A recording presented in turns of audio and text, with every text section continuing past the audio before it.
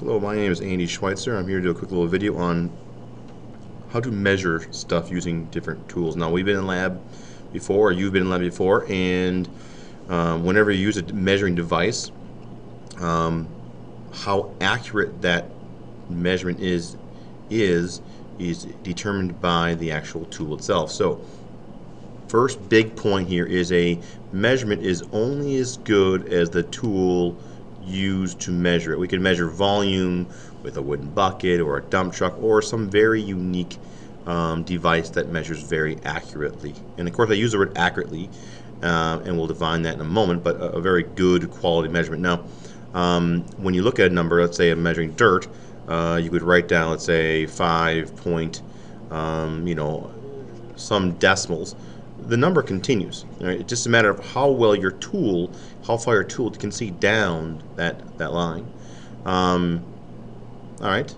So the term accurate versus precise. Now, the dartboard is a good situation here, where accurate means, assuming we're aiming for the bullseye, would be how specifically close are you to the bullseye. This is both accurate and precise. This is not accurate, but it's precise. Precise means how close are individual measurements. Okay. This one is neither precise nor accurate. Okay. So precise, you must have multiple trials. Alright, so the main key we use for measurement is measure what you know and then estimate one digit. So essentially, regardless of the tool, we measure what the lines give us, and then we estimate between the lines one time. So just so you're aware, this thing says 29, 28, 29, and then I would estimate between these 2 points. Now, if there's just a single line here, split two, I use that to aid in my estimation. Okay, keep that in mind. So just because one line there means I haven't used that to divide it up into 10 parts, just aids in my estimation. Now in this case, it looks to me like I am right here. Okay, not a very straight line, but either way, measure what you know and then estimate one time between the lines. So in this case, I'm going to say I know 29 for sure, and I'm going to estimate this last digit. Now the fact that it's just beyond the decimal has no consequence. It happens to be there. Decimal is just the decimal. So I'm going to say, well, in my mind, I split this up into 10 parts, or I would use this to split this part into 5. And I'd say, okay, it's 2.5, 6, maybe 7, 2.7. And anybody could say it's 6 or 8 or whatever. They have to estimate between those lines. So measure what the lines give you and then estimate one digit. In this case, I'm saying, I guess in my PowerPoint here, 29.5. Again, still legitimate. Depends how close you look, I guess. So 20 for sure, maybe 25, 20.5. Alright, so next one. Measure what you know and then estimate one digit. So back up a little bit. Look at your scale. Okay, 100, 200, 300, 400. So do I have any markings between here? No, I got one little mark here, but this will only aid in estimation. So I'm going to say it is 300, I know for sure, and not estimate between here. And I think it's about 6/10 of the way. So I'm, in my mind, creating a mental image of 10 dashes between here, 10 units. And I'd say this is 5, so maybe 6 or 7. So I'm saying 300 and let's just say 37. Okay? Now, I can't just say 37 because in this case, it's not 37, it's 370.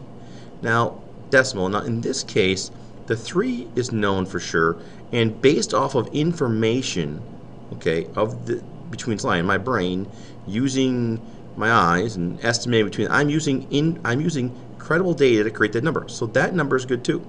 But there is more numbers here. My tool just can't see it. I need to have that 0 there to show where my decimal point is. So in this case, my accuracy drops off right here. Okay, the whole number is 370 decimal. That 0 is there, but it doesn't actually mean 0. It means some number, I just don't know what it is. My tool's not accurate enough to be able to measure it, just like there are numbers right here. I just don't know what they are. Now, because of the decimal, I have to show this 0 here. Okay? But that is not what we call a significant 0. And of course, they're saying here 3.360, which is fine too. Does this 0 actually mean 0? No, it's a bit of a lie. It means there's a number there, we just don't know what it is. And that is a very important distinction. Alright, so just a little bit heads up here, sort of learn on the fly here. Measuring liquids, make sure, just to be consistent, that we measure either the top of the meniscus or at the bottom of the meniscus. Now, the reason why these things either crawl up the glass or crawl down the glass or push away from the glass is because of whether they're either attracted to the liquid or they're propelling away from the liquid, which has to do with polarity. Water crawls up it, it's polar, and so is the glass. It can have a slightly polar effect to it. So either way, measure at the bottom. All right. Now, okay, so here we go. Measure what you know and estimate one digit. Now back up and just kind of see what our scale gives us here. 10, 11, okay, 12, 13, 14. Okay, so there's a mark for every single milliliter. You see my thumb here, my finger. All right, so now at this point, make sure I'm measuring horizontal to be close enough to get straight on view. And I'm saying this thing is going to be at 14, it's at least 15. 15 is my last actual line here. 16 is the next line.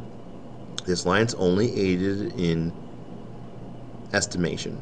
So I'm estimating across this point here how many tenths.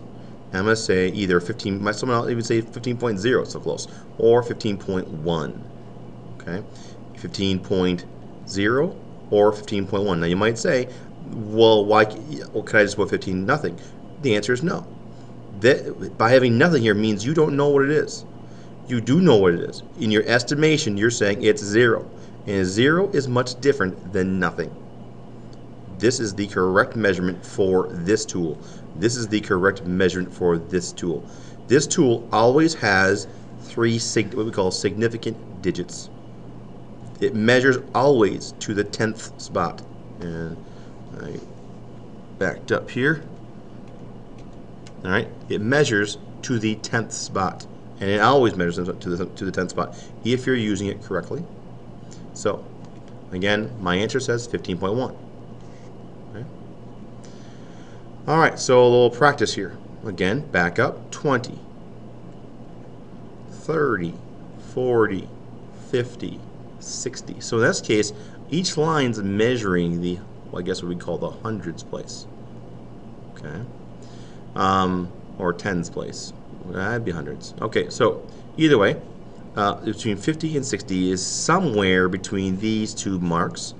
And I'm going to say 50, and somewhere in the middle, you draw the top here, or somewhere kind of hard just to see here.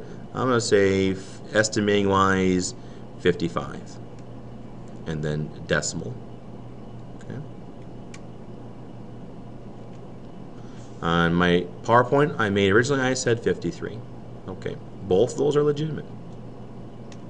Next one, all right, got a nice little meniscus here. 6, okay, 7, so that's a milliliter here. 6.1, this is 6.1, 6.2, 3, 4, 5, 6, 7. So all of my tenths are being listed out here. All right, so this is saying 6.123, 6.3. Now, there is a line marking every 10th spot, so I have to go one more digit yet. And very often kids will say this is 6.0, right? Which is a difference, okay? You measure what the lines give you and you estimate one more time, 6.30. This graduated cylinder measures to the hundredths place, and no less and no more. That's what it does, and you should be able to use it accordingly. And there it is, 6.30. Have to have that 0 on there. Have to estimate at some point. All right, so here's a pencil on a ruler. Okay, the ruler is actually measuring decimeters, but that's of no consequence. Okay, so this is 1, so it doesn't even know 1. So I would just simply estimate between these two here, And I might say it's I don't know, 0.9. And the unit doesn't matter, but in this case it's a decimeter. Okay? And I didn't know anything, so I had to estimate. That number is good based on, I'm using my brain to estimate the distance between the two. I can't go 0.95. This 9 is based off the distance between these 2 points, but the 5 is completely random. It is nothing. That's not valid. The 9 is. Triple beam balance. We don't see these a whole lot anymore, but in this case, how would we measure this? It would be 171.6, and I have 10 more markings here for the next spot. So 0.6, 0.7, 0.6, 1, 2, 3, 4, 5, 6, 7, 8. That's why 8 came into play here. And then I have to estimate legitimately between these 2 points right here. And I estimate that as being a 9. It's 9/10 of the way across that opening. So this scale always measures to the thousandths place. And here's an example. If you want to pause the video and try this on your own, go ahead. But it's going to be 255 point, well, it's 0.4, and then I got all these marks here, 1, 2, 3, 4, 5, 6, 6, and I got estimated between those 2 points. I'm going to say 7. It'd be grams. And here is this one. I guess I said 9. All right. Just so you know, for digital scales, there's none of this stuff. We just simply put our balance on, a number on, our substance on, and measure it. Okay. You can tailor it to 0. Notice this is measuring 0 here, and when I place in the container, I could then measure just what I add to it.